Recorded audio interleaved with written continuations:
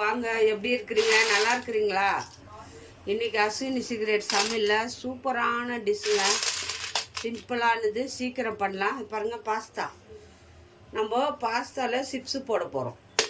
பாஸ்தாவில் chips ஒரு 10 நிமிஷம் ஆகாதுங்க சிப்ஸு போடுறதுக்கு. இந்த முறுக்கு மாறிக்கிற பாஸ்தா, எல்லா பாஸ்தாவில் எல்லாத்துலேயுமே நம்ம சிப்ஸு போடலாம். ரொம்ப டேஸ்டியாக இருக்கும். சரிங்களா? குழந்தைங்களுக்கு இந்த குறுக்குறி கடையில் விற்கிறாங்க இல்லையா, அந்த மாதிரி இது போட்டு கொடுத்துங்கன்னா ரொம்ப விரும்பி சாப்பிடுவாங்க. நல்லா மொறு மொறு, நல்லா டேஸ்டியாக இருக்கும். எப்படி பண்ணுறது பார்க்கலாமா? வாங்க வீடியோக்குள்ளே.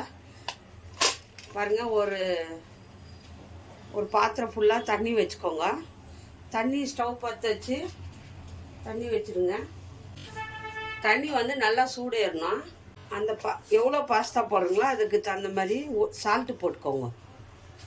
அதுக்கு தகுந்த மாதிரி சால்ட்டு தண்ணியில். தண்ணி நல்லா கொதி வரணுங்க. அதுக்கு தகுந்த மாதிரி சால்ட்டு போட்டுக்கோங்க. அது கூடவே நம்ம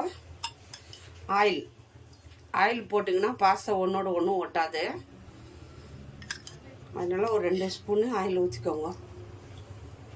நல்லா இதை கலக்கிடுங்க. எண்ணெய்லாம் கலந்துக்கிட்டோம். சால்ட்டு எண்ணெய் போட்டு நல்லா தண்ணி கொதிச்சு வரணும். கொதிச்ச பிறகு நம்ம பாஸ்தா போட்டு ஒரு கொதி வந்ததை எடுத்துடணும். பாருங்க, நல்லா தண்ணி கொதிக்குது. நல்லா சலசலன்னு தண்ணி கொதிக்கணும். கொதிச்ச பிறகு பாஸ்தா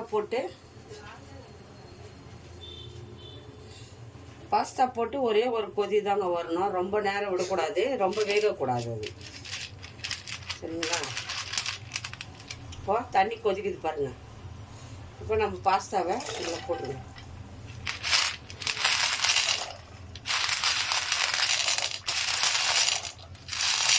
எவ்வளோ பாஸ்தா இருந்தாலும் சிப்ஸு பண்ணலாம், ரொம்ப நல்லாயிருக்கும்.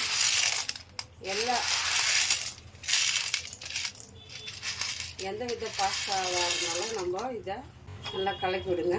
நல்லா இங்கே இருங்க, அதை விட்டு தூரமாக போகக்கூடாது. சரிங்களா? தூரமாக போகாதுங்க. அப்படியே லைட்டாக நல்லா கொதி வரணும். ரொம்ப நேரம்லாம் வேக விட்டுறாதுங்க. அப்புறம் லாஸ்ட்டில் சிப்ஸு போட்ட பிறகு நம்ம உப்பு போடக்கூடாது.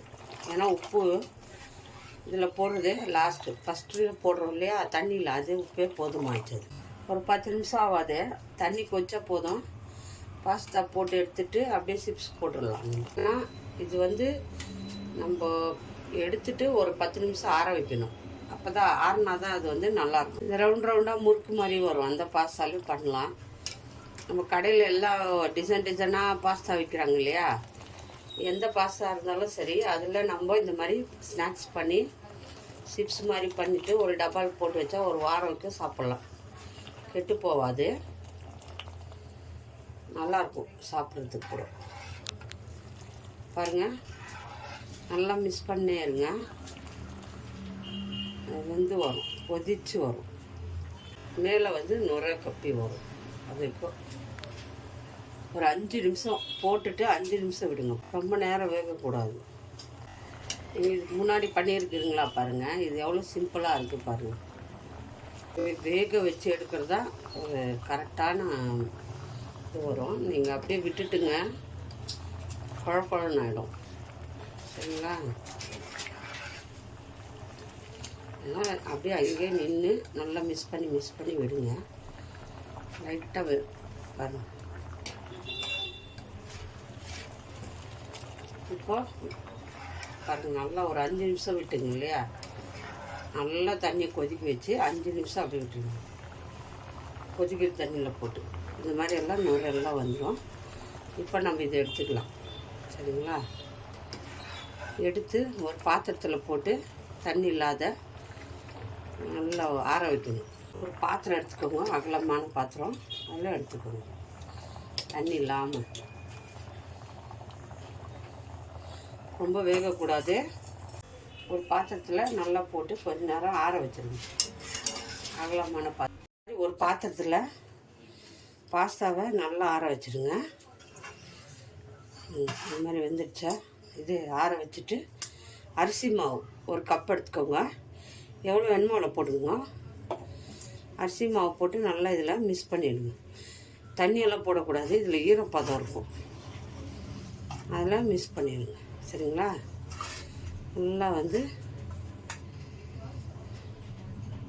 இதில் ஒட்டணும்.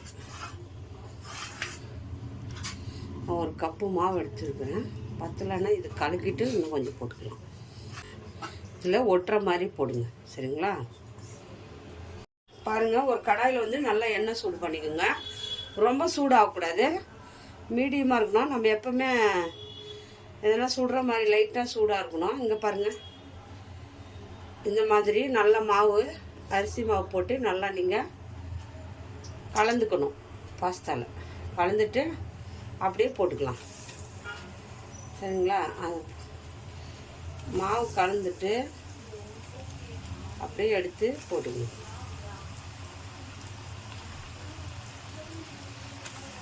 ஹையில் வைக்கக்கூடாது, மீடியமாக வச்சுக்கணும். சரிங்களா? ஹையில் வைக்காதுங்க.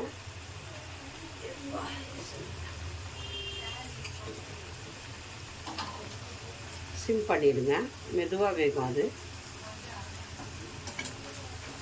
நல்லா இந்த பபுள்ஸ் எல்லாம் அடங்கி சிம்பிளான ஒரு ஸ்நாக்ஸு.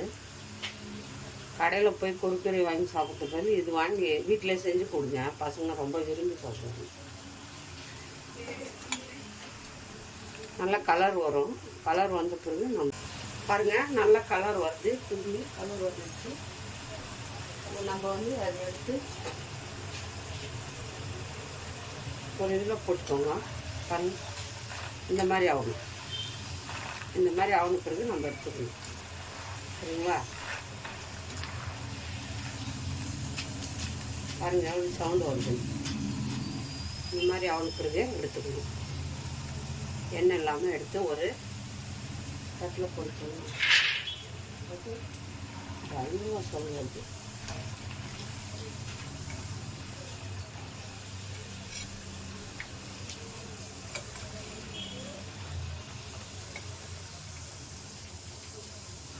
பாருங்க, இந்த மாதிரி வறுத்துக்கணும். நல்லா கலகலான்னு சவுண்டு வரும். அப்படியே எடுத்து ஒரு தட்டில் போட்டுருங்க. ஒரு தட்டில் போட்டு மிச்சம் இருக்கிறது எல்லாமே வறுத்துட்டு